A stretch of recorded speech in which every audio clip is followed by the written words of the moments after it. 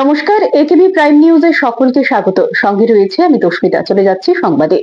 বৃহস্পতিবার অন্ধ্রপ্রদেশের শ্রীশৈলমের পাহাড়ি মন্দির শ্রী মল্লিকার্জুন স্বামী মন্দিরে পুজো দিয়ে প্রার্থনা করেন প্রধানমন্ত্রী নরেন্দ্র মোদী। তিনি পঞ্চামৃত ও রুদ্রাভিষেকম সহ বিশেষ আচার অনুষ্ঠান করেন এবং দেবী ব্রহ্মরম্ভের খড়গমালা এবং কুম্ভকুমারচরণে অংশগ্রহণ করেন। বৃহস্পতিবার মন্দিরে প্রধানমন্ত্রীর আগমনের পর মন্দিরের পুরোহিত এবং বৈদিক পণ্ডিতরা পূর্ণ কুম্ভম দিয়ে ঐতিহ্যবাহী স্বাগত জানান। পাশাপাশি আশীর্বাদ এবং গভীর শ্রদ্ধার প্রতীক পবিত্র স্তোত্র পাঠ করেন। মন্দিরে দর্শন ও প্রার্থনার পর প্রধানমন্ত্রী শ্রী শিবাজি স্ফূর্তি কেন্দ্র পরিদর্শন করেন।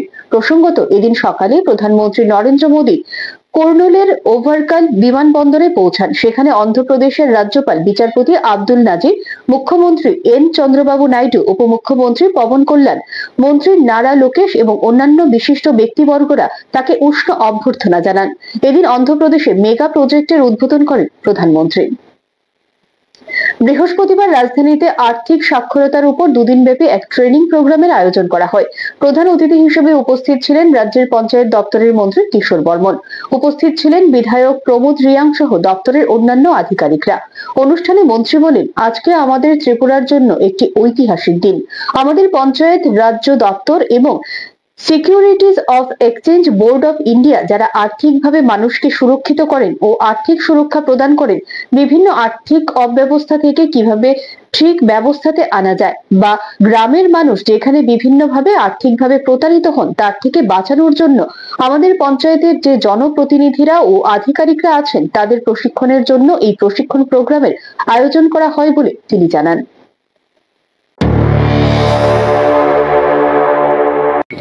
আজকে আমাদের ত্রিপুরার জন্য একটা ঐতিহাসিক দিন। আমাদের পঞ্চায়েত রাজ দপ্তর এবং securities and exchange board of India, যাকে সেবি বলা হয়, যারা আর্থিকভাবে মানুষকে সুরক্ষিত করেন এবং আর্থিক সুরক্ষা প্রদান করেন, বিভিন্ন আর্থিক অব্যবস্থা থেকে কিভাবে আর্থিক ব্যবস্থাতে আনা যায়, কিংবা গ্রামের মানুষ যেখানে আর্থিকভাবে বিভিন্নভাবে যারা প্রতারিত হন, তো এই ধরনের গ্রামীণ মানুষদের বিশেষ করে এই আর্থিক প্রতারণার শিকার থেকে তাদেরকে বাঁচানোর জন্য তাদের যে সঞ্চিত যে আয়, এই আয়েরও আর্থিক সঠিক ব্যবস্থাপনা এবং ভবিষ্যতের জন্য সঞ্চয়, যাতে কখনোই আর্থিক সংকট না থাকে এবং বিভিন্নভাবে যে তারা প্রতারিত হন তার থেকে বাঁচানোর জন্য আজকে আমাদের পঞ্চায়েতের বিভিন্ন জনপ্রতিনিধি এবং পঞ্চায়েতের যারা আমাদের সরকারি আধিকারিকরা আছেন তাদের একটা দুদিনের প্রশিক্ষণ শিবির। এই প্রশিক্ষণের পর তারা আমাদের পঞ্চায়েত লেভেলে এই ধরনের আর্থিক সচেতনতা শিবির করা হবে এবং গ্রামীণ মানুষদের বিভিন্ন আর্থিক পরিকল্পনা এবং আর্থিক অপচয় এবং আর্থিক প্রতারণা থেকে কিভাবে বাঁচানো যায়। বৃহস্পতিবার রাজ্য সরকারের উদ্যোগে 1 নম্বর ওয়ার্ডে এক অনুষ্ঠানের মাধ্যমে পিভিসি রেশন কার্ড বিতরণ করা হয়। আয়োজিত অনুষ্ঠানে উপস্থিত ছিলেন মেয়র দীপক মজুমদার ও 1 নম্বর ওয়ার্ডের কাউন্সিলর মিত্রা রানী দাস মজুমদার সহ অন্যান্যরা। লঙ্কামুড়া কমিউনিটি হলে অনুষ্ঠিত হয় এই অনুষ্ঠানটি। প্রদীপ প্রজ্বলন করে অনুষ্ঠানের সূচনা করেন মেয়র সহ উপস্থিত অতিথিরা। অনুষ্ঠানে মেয়র বলেন, সারা রাজ্যে বিভিন্ন রেশন শপে বর্তমানে পিভিসি রেশন কার্ড বিতরণ করা হচ্ছে। এর জন্য আমি সার্বিকভাবে রাজ্য সরকার ও খাদ্য দপ্তরকে ধন্যবাদ জানাই। আমাদের রাজ্যে 2018 সালে বিজেপি সরকার আসার পর রাজ্যে গণবন্টন ব্যবস্থার সার্বিক উন্নয়ন হয়েছে বলে জানান মেয়র। অনুষ্ঠানে মেয়র ভোক্তাদের হাতে পিভিসি রেশন কার্ড তুলে দেন।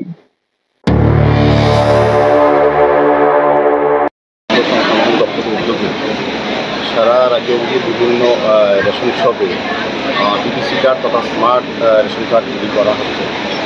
সার্বিকভাবে আমি রাজ্য সরকারকে এবং বিশেষ করে এই দপ্তরের মন্ত্রীকে অনেক অনেক ধন্যবাদ জানাই, কারণ রেশন কার্ড আমরা যারা ব্যবহার করি আমাদের সরকারি সিদ্ধান্ত রয়েছে এটা প্রাথমিক নষ্ট হয়ে যেত বা ব্যবহার করা অতিরিক্ত হতো এবং নষ্ট করে দিলে তারা অনেক সময় সমস্যায় পড়তো। এটাকে সামনে রেখে আমাদের সরকার এই সিদ্ধান্ত নিয়েছে।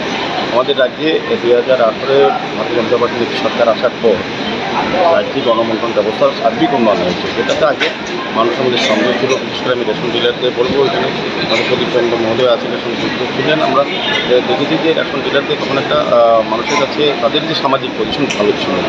আমাদের সরকার আসার পর ওজনের ক্ষেত্রে, পরিমাপের ক্ষেত্রে এবং পরবর্তী স্বচ্ছতার ক্ষেত্রে কিন্তু ডিজিটাল সিস্টেম করে তাদের জীবন মান উন্নয়ন করে সামাজিকভাবে তাদের প্রতিষ্ঠা পেয়েছে। রেশন ডিলারদের সম্মান পেয়েছে, রাজ্যে না তাদের। এখন নিচ্ছে বিজ্ঞাপনের জন্য ছোট্ট একটি বিরতি, সঙ্গে থাকুন।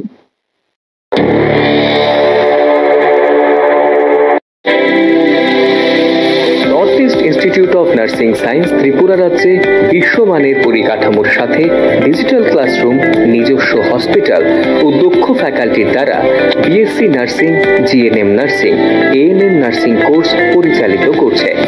রয়েছে ভারত সরকার ও ত্রিপুরা সরকারের নার্সিং কাউন্সিলিং এর বিশেষ অনুমোদন।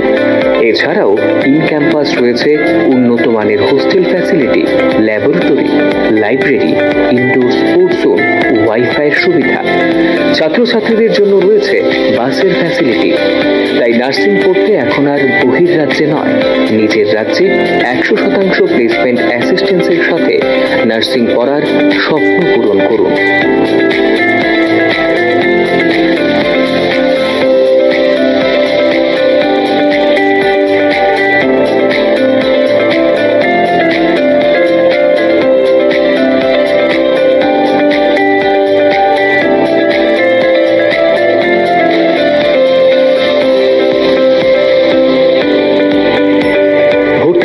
আজই যোগাযোগ করুন north east institute of nursing science, Agartala, Amtali bypass. Phone নম্বর 7085155609, 7005127202, 0381231506, 8257808056 অথবা ভিজিট করুন www.neins.ind.in, a unit of Devlook Hospital.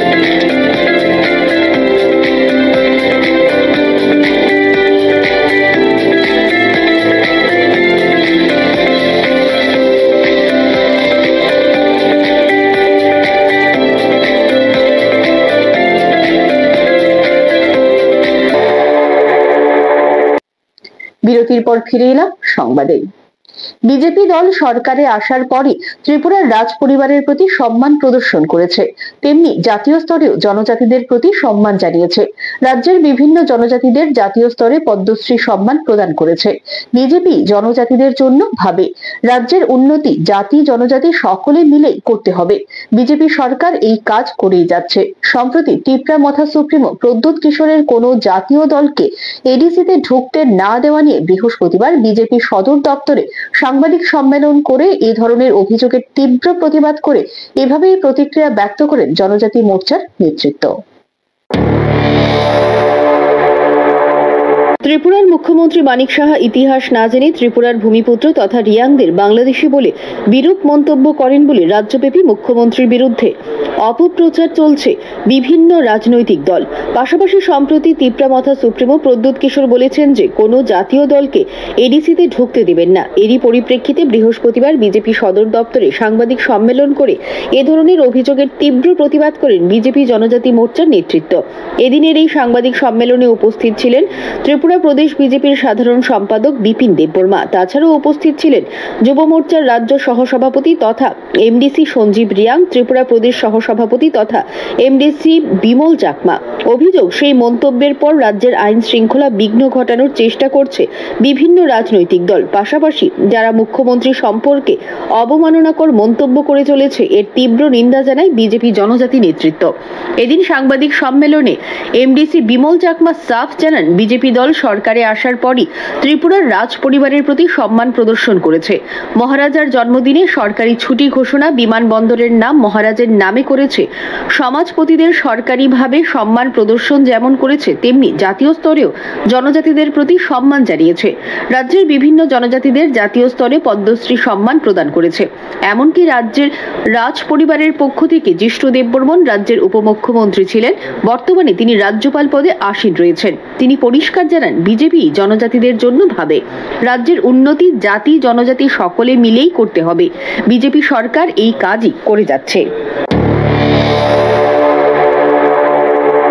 কিছুদিন আগে ত্রিপুরার রয়্যাল ফ্যামিলি চৌধুরী বিক্রম মালু উনি একটা মন্তব্য করেছেন যে বাঙালি মুখ্যমন্ত্রী, বাংলাদেশি মুখ্যমন্ত্রী এবং কোন জাতীয় দলকে এডিসি এলাকাতে ঢুকতে দেওয়া হবে না। সেই বিষয়গুলির উপরেই আজকে মূলত আমাদের এই সাংবাদিক সম্মেলন। কি বলতে আছে আপনাদের, আমরা 1980 সালের জুনের দাঙ্গা দেখেছি, ভাতৃঘাতী দাঙ্গা, আবার কি এটা পুনরাবৃত্তি করার জন্য কি চক্রান্ত চলছে?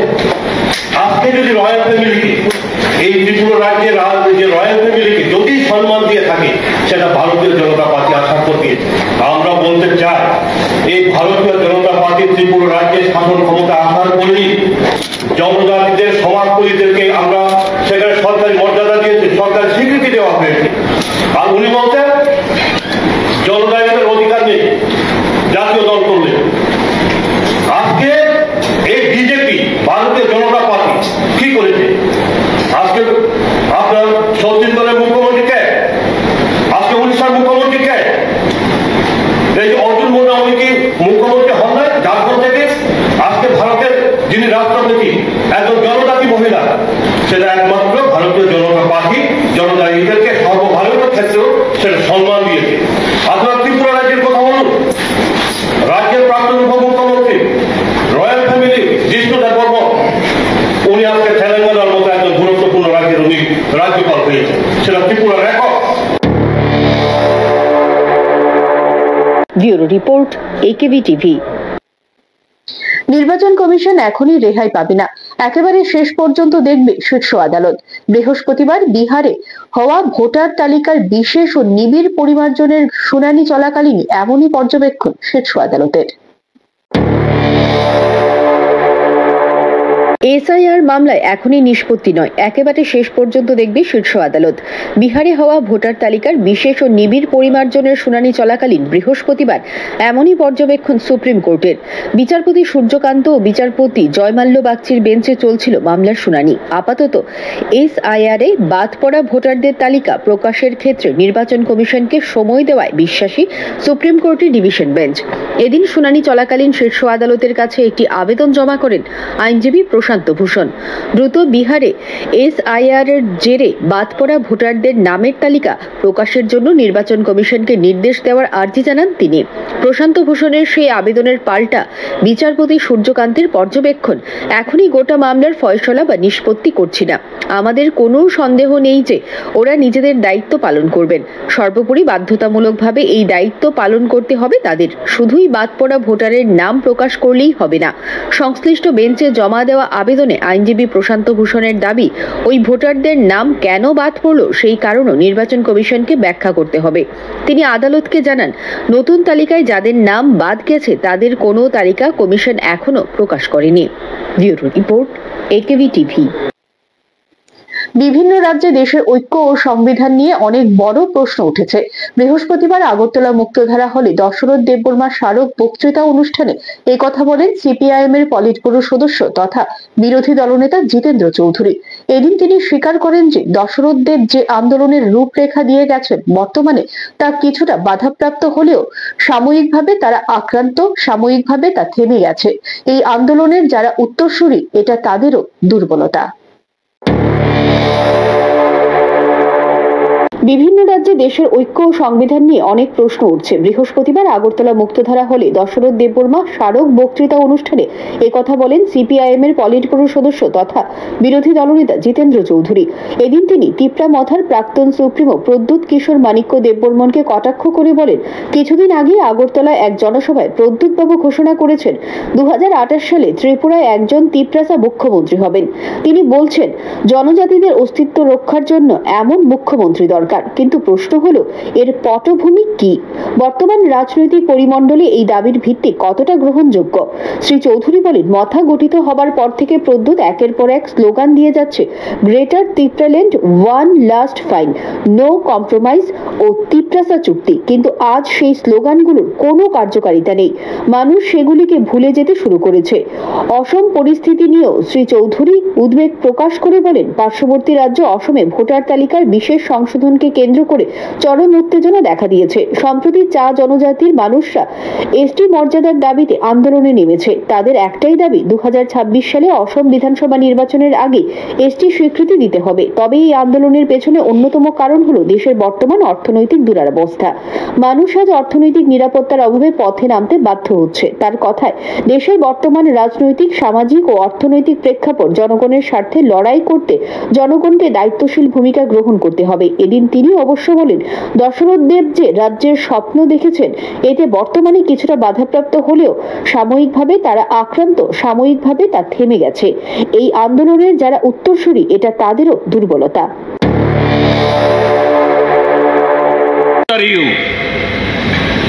ত্রিপুরাজ্যকে দশরথ দেবরা যে মাত্রায় নিয়ে এসেছিল, সাময়িকের জন্য আজকে আমরা আক্রান্ত, সাময়িকের জন্য এটা থেমে গেছে। এটা সে আন্দোলনের উত্তরসূরি। এটা শুধু যারা আজকে এই ঘটনাগুলি করছে, এটা তাদের ক্রমাগত লাগাতার এদের চেষ্টার ফলেই এটা তারা সম্ভবপর করতে পেরেছে, এটা মনে করা কারণ নাই। তার সাথে এটাও বুঝতে হবে, এই আন্দোলনের যারা উত্তরসূরি, এই আন্দোলনের যারা পতাকা বাহক যারা আছি আমরা, এটা আমাদের সাময়িক দুর্বলতা। Bureau report, AKV TV. নেই কোনো গুরুত্বপূর্ণ উপাদান। ঔষধের মধ্যে ক্যালসিয়ামের অস্তিত্ব নেই। ওষুধের মধ্যে এমন কোনো উপাদান না থাকার কারণে 34টি ঔষধকে নন স্ট্যান্ডার্ড কোয়ালিটি বা নিকৃষ্ট মানের তালিকাভুক্ত করল সেন্ট্রাল ড্রাগ কন্ট্রোল অর্গানাইজেশন। এগুলোর মধ্যে রয়েছে জীবনদায়ক বিভিন্ন ঔষধও। কলকাতা থেকে বাজেয়াপ্ত হয়েছে অস্থিসন্ধির গুরুত্বপূর্ণ ঔষধ। জানা গেছে এই ঔষধ এসেছে গুজরাট থেকে। কিভাবে গুজরাট থেকে এই ঔষধ কলকাতায় প্রবেশ করলো তা নিয়ে প্রশ্ন উঠে গেছে। এ নিয়ে তদন্ত শুরু করেছে ড্রাগ কন্ট্রোল বোর্ড। এদিকে মোট 34টি ঔষধকে নন স্ট্যান্ডার্ড কোয়ালিটির তালিকায় নথিভুক্ত করেছে সেন্ট্রাল ড্রাগ কন্ট্রোল বোর্ড। এর মধ্যে রয়েছে এমপিসিলিয়ার, প্যারাসিটামলও। এই ট্যাবলেট পরীক্ষায় পাশ করতে পারেনি। গত 1 সেপ্টেম্বর দেশের সুপ্রিম কোর্টের এক ঐতিহাসিক রায়ে দেশ জুড়ে আলোড়ন সৃষ্টি হয়েছে। সেই রায়ে বলা হয়েছে, যেসব সিনিয়র শিক্ষকের চাকুরির মেয়াদ এখনো 5 বছরের বেশি রয়েছে, তাদের বাধ্যতামূলকভাবে আগামী 2 বছরের মধ্যে শিক্ষক যোগ্যতা পরীক্ষা টেট পাশ করতে হবে, নতুবা বাধ্যতামূলক অবসরে যেতে হবে। একই সঙ্গে যেসব শিক্ষক চাকুরি 5 বছরের কম সময় রয়েছে, তাদের পদোন্নতির জন্য টেট পাশ করা আবশ্যিক করা হয়েছে। এরই প্রতিবাদে আগামী 18 অক্টোবর শিক্ষা ভবন অভিযানের ডাক দিয়েছে শিক্ষক সংগঠন TGTA। বৃহস্পতিবার সাংবাদিক সম্মেলনে শিক্ষক সংগঠন TGTA এর নেতৃত্বরা বলেন, এই রায় কার্যকর হলে 2010-এর 23 অক্টোবরের আগে নিয়োগপ্রাপ্ত প্রায় 25 লক্ষ শিক্ষক সরাসরি চাকরি হারানোর মুখে পড়বেন। তাই সমিতির দাবি, সমগ্র পরিস্থিতি বিবেচনা করে TGTA আগামী 18 অক্টোবর বিকেল 4টা থেকে শিক্ষা ভবন অভিযান কর্মসূচির আয়োজন করেছে। গত সেপ্টেম্বর মাসের 1 তারিখ ভারতবর্ষের মহামান্য সুপ্রিম কোর্ট একটি জাজমেন্ট, যা ভারতবর্ষে প্রায় 25 থেকে 30 লক্ষ কর্মরত সিনিয়র শিক্ষকদের আগামী দিনে চাকরি নিয়ে সমস্যা দেখা দেবে, চাকরি নিরাপত্তার উপরে বিরাট আঘাত।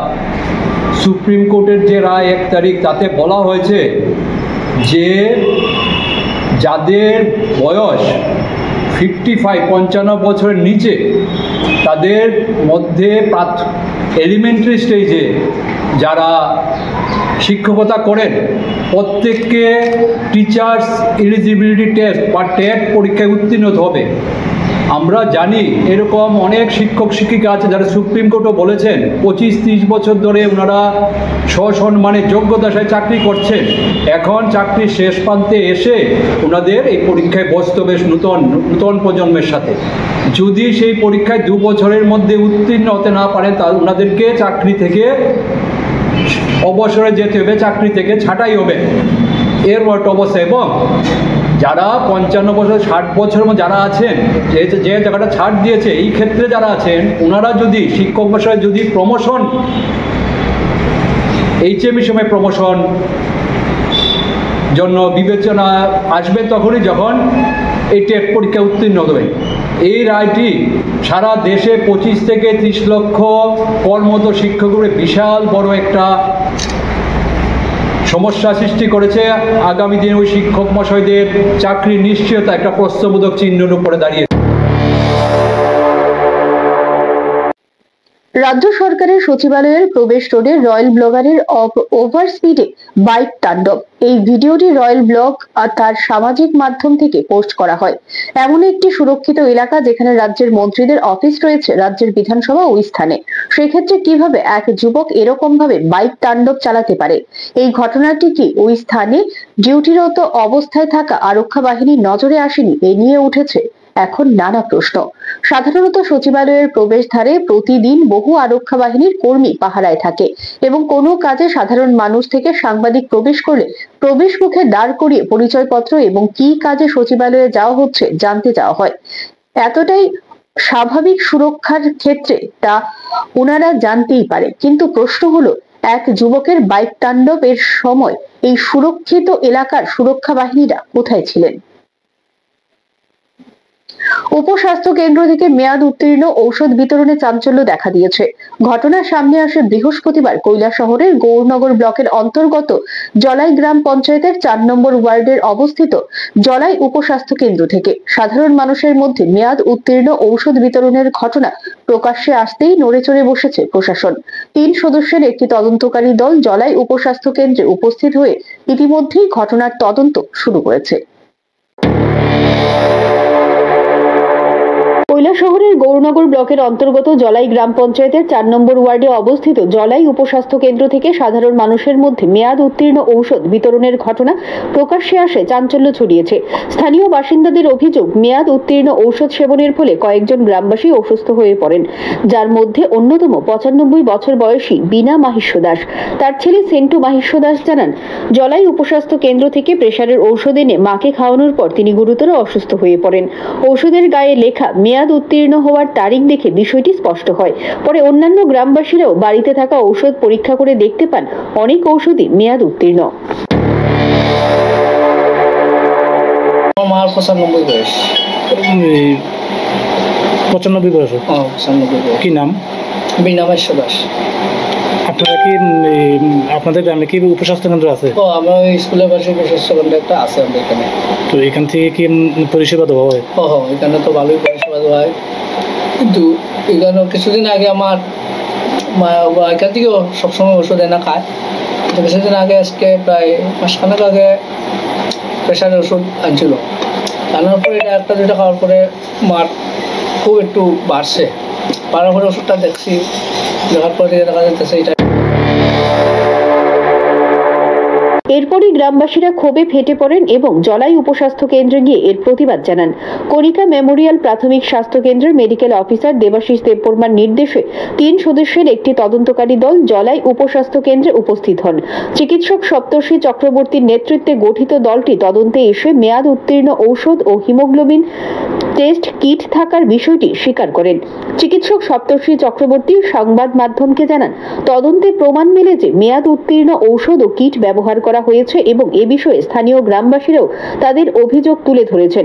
বিষয়টি নিয়ে তদন্ত করছে সংশ্লিষ্ট তদন্তকারী দল বলেও জানানো হয়।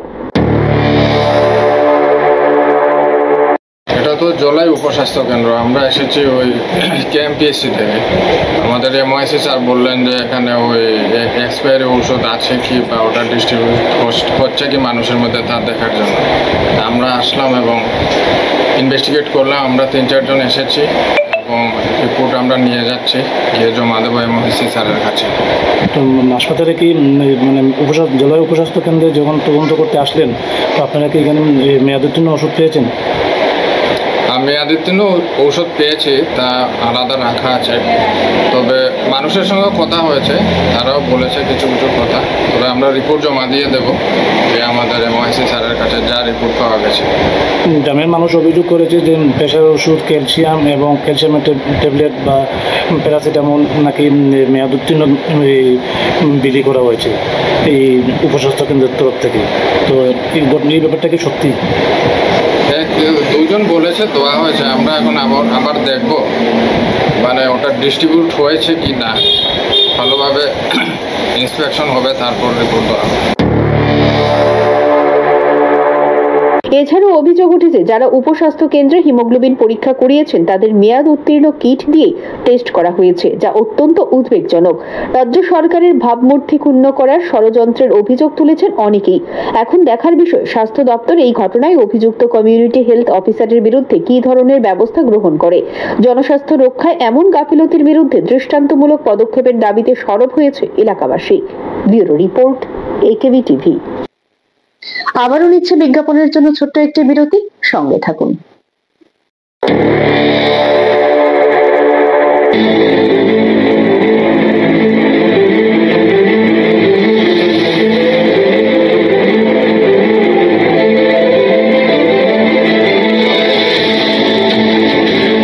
বলবেন আপনারা, শুনবো এবং শোনাবো আমরা।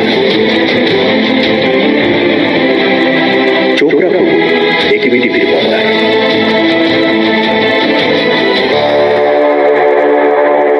ফিরে এলাম বিরতির পর। এনসি নগরের অবৈধ স্বর্ণের বিস্কিট ব্যবসাকে কেন্দ্র করে কিডন্যাপিং এবং হত্যা মামলার সঙ্গে যুক্ত থাকার অভিযোগে দুজন অভিযুক্তকে গ্রেপ্তার করেছে সোনামুড়া থানার পুলিশ। বৃহস্পতিবার তাদের পুলিশ রিমান্ড চেয়ে আদালতে সোপর্দ করা হয়। সোনামুড়া থানার পুলিশ সোনামুড়া থানার অন্তর্গত এন শ্রীনগরের বাসিন্দা মোহাম্মদ সুলেইমান হোসেন লস্কর হত্যার অর্থাৎ এনসি নগরের অবৈধ স্বর্ণের বিস্কিট ব্যবসাকে কেন্দ্র করে যে কিডন্যাপিং এবং হত্যা করা হয়েছিল সেই মামলার সঙ্গে যুক্ত থাকার অভিযোগে দুজন অভিযুক্তকে গ্রেপ্তার করেছে। পুলিশ জানিয়েছে ধৃতরা এতদিন ঘটনার পর থেকে পলাতক ছিল। বুধবার রাতে তাদের গোপন খবরের ভিত্তিতে ইউএনসি নগর ফকিরাধুলা তাদের গোপন আড্ডা স্থল থেকে গ্রেপ্তার করা হয়েছে। সোনামুড়া থানায় একটি বিশেষ পুলিশের টিম তাদেরকে জিজ্ঞাসাবাদ চালিয়ে যাচ্ছে। তাদের কাছ থেকে একটি সাদা রঙের প্রাইভেট গাড়ি এবং দুটি স্মার্ট মোবাইল ফোন বাজেয়াপ্ত করা হয়। জানা যায় খুব শীঘ্রই এই এলাকা থেকে এই মামলার সঙ্গে যুক্ত থাকার অভিযোগে আরো গ্রেপ্তার হতে পারে। ধৃতদের কাছ থেকে পাওয়া তথ্য বিষয়গুলো বিএসএফ এর গোয়েন্দা বিভাগ এবং অন্যান্য গোয়েন্দা বিভাগের সঙ্গে আলোচনা চলছে। বৃহস্পতিবার তাদের পুলিশ রিমান্ড চেয়ে আদালতে প্রেরণ করা হয়। ধৃত অভিযুক্ত ব্যক্তির নাম হলো মোহাম্মদ সোহাগ খন্দকার তথা সাগর মিয়া, বাড়ি সোনামুড়া থানার অন্তর্গত আড়ালিয়া উত্তরপাড়া গ্রামে। তার অপর ব্যক্তির নাম হলো নবীন হোসেন, তার বাড়ি সোনামুড়া থানার অন্তর্গত ইউএনসি নগর ফকিরাদুলা। এই দুজনেই পূর্বে এনডিপিএস মামলায় গ্রেপ্তার হয়েছে বলে পুলিশ সূত্রে জানা যায়। এ বিষয়ে জানিয়েছেন সোনামুড়া থানার পুলিশ আধিকারিক তাপস দাস।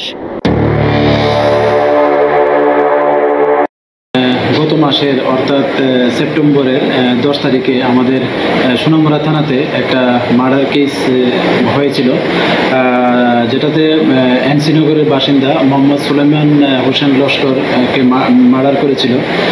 তাদেরই কিছু সহযোগী মানে একটা অবৈধ ব্যবসার সম্পর্কের জেরে। তো এই মামলাতে আমরা একজন মহিলাকে গ্রেপ্তার করেছিলাম এনসি নগরের বাসিন্দা, এবং এই কেসের তদন্ত শুরু হয় তখন থেকেই। এবং আজকেও আমরা এই মামলার সঙ্গে যুক্ত থাকার অভিযোগে দুজনকে আমরা গ্রেপ্তার করেছি। এর মধ্যে একজন হলেন মোহাম্মদ সোহাগ খন্দকার এলাইস সাগর মিয়া, ওনার বাড়ি আমাদের সোনামুড়া থানার অন্তর্গত আড়ালিয়া উত্তরপাড়ায়, এবং আরেকজন আছেন যিনি হচ্ছেন নবীর হোসেন, ওনার বাড়ি ইউএনসি নগর ফকিরাধুলা। অ্যাকচুয়ালি তাদের মানে এই মামলাতে যুক্ত থাকার প্রমাণ পাওয়া যায়। তো আমরা আগামীকালকে ওনাদেরকে মহামান্য আদালতে প্রেরণ করব উপযুক্ত পুলিশ রিমান্ডে, এবং তাদের কাছ থেকে এখনো ইন্টারোগেশন করে আরো অনেক কিছু তথ্য বেরিয়ে এসছে। এবং ব্যুরো রিপোর্ট, একেবি টিভি। আসন্ন আলোর উৎসব দীপাবলি। আর এই দীপাবলি উৎসব উপলক্ষে উদয়পুরস্থিত মাতা ত্রিপুরা সুন্দরী মন্দিরে প্রতি বছরের মতো এবছরও 3 দিন ব্যাপী দীপাবলি মেলা অনুষ্ঠিত হবে।